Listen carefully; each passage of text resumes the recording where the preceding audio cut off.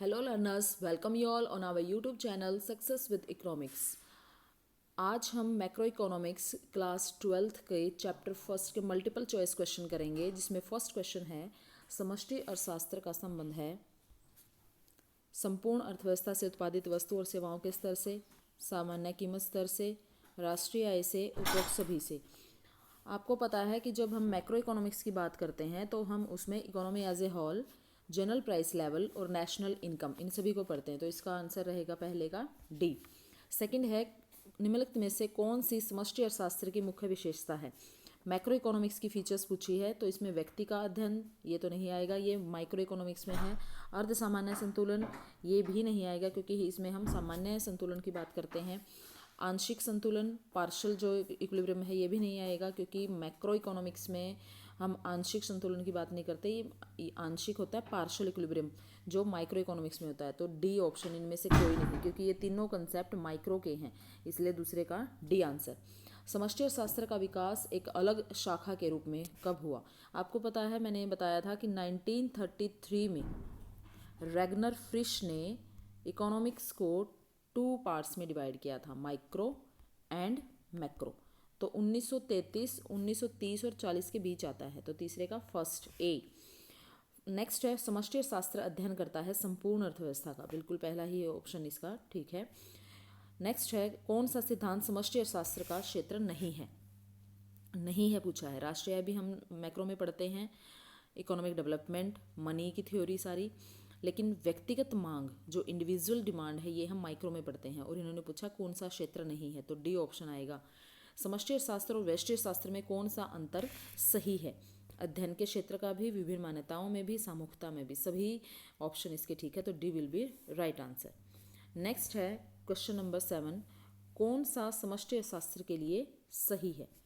राष्ट्रीय का अध्ययन, दुर्लभता और चुनाव का अध्ययन, निजी उत्पादन, इनमें से कोई नहीं। समष्टि अर्थशास्त्र के लिए सही पूछा है, तो पहला ही ऑप्शन राष्ट्रीय का अध्ययन। समष्टि अर्थशास्त्र के लिए कौन सा आर्थिक अध्ययन नहीं है। अब इसमें मुद्रा की आपूर्ति, सेबों की बाजार मांग, समग्र मांग, सरकारी बजट। अब देखिए, मनी की थ्योरी अभी बताया मैंने, मैक्रो में पढ़ते हैं। एग्रीगेट डिमांड हम मैक्रो में पढ़ते हैं, बजट की थ्योरी हम मैक्रो में पढ़ते हैं, लेकिन जो मार्केट डिमांड है सेबों की, ये हम माइक्रो इकोनॉमिक्स में पढ़ते हैं। तो इन्होंने पूछा है कि कौन सा नहीं है, तो B will be right answer. Next है, अर्थशास्त्र की शाखा जो व्यक्तिगत स्तर पर आर्थिक समस्याओं का अध्ययन करती है, उसको क्या बोलेंगे, व्यष्टि अर्थशास्त्र। साधनों का जो बंटवारा है उसका अध्ययन किसमें होता है, इकोनॉमिक जो रिसोर्सेज हैं उनका बंटवारा सभी का किसमें होता है, माइक्रो इकोनॉमिक्स में। अब विश्व महामंदी का जो वर्ष है वो कौन सा है, 1929। अंतर्राष्ट्रीय व्यापार का अध्ययन होता है, अंतर्राष्ट्रीय व्यापार इंटरनेशनल लेवल की बात है, तो मैक्रो इकोनॉमिक्स में। विश्व मंदी का अध्ययन मैक्रो इकोनॉमिक्स में। आइसक्रीम की कीमत का अध्ययन, एक आइसक्रीम की कीमत का अध्ययन किसमें, माइक्रो इकोनॉमिक्स में। राष्ट्रीय का अध्ययन किसमें, समष्टि अर्थशास्त्र में। तो ये देखो, सारे ही क्वेश्चन बार बार रिपीट भी हो रहे हैं और बिल्कुल अलग अलग मैंने आपको समझा दिए हैं हिंदी में। अब इंग्लिश में आपको मैं बता देती हूँ। Macro economics is concern with, macro economics question वही है, बस थोड़ा इंग्लिश में मैं आपको बता देती हूँ। Level of goods and service produce in the entire economy, general price level, national income, तो all of the above, D option. Which of the following is the main features of macro economics, an individual, partial equilibrium, sub normal equilibrium, ये कोई भी नहीं है, क्योंकि ये तीनों concept micro के हैं, तो none of these.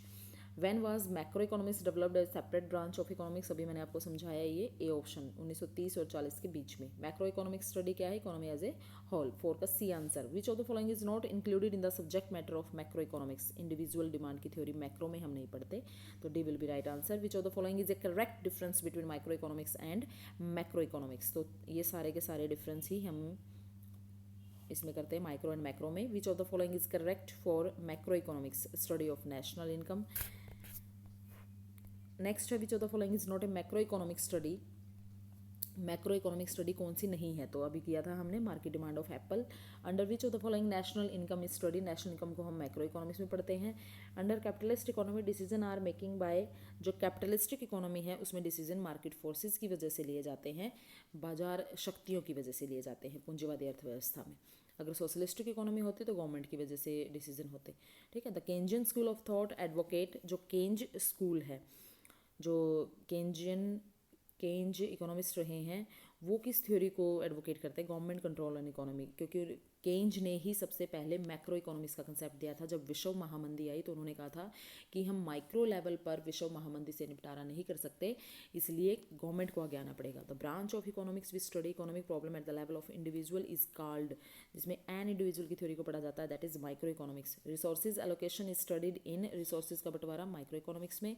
World great depression year 1929, international trade हम माइक्रो इकोनॉमिक्स में पढ़ते हैं। तो ये फर्स्ट चैप्टर क्लास 12th का मैक्रो इकोनॉमिक्स के फर्स्ट चैप्टर के सभी हिंदी और इंग्लिश मीडियम में MCQ हैं। आई होप आपको ये वीडियो बहुत अच्छी लगी। Please like and share this video. For more videos please subscribe this channel. Thank you very much.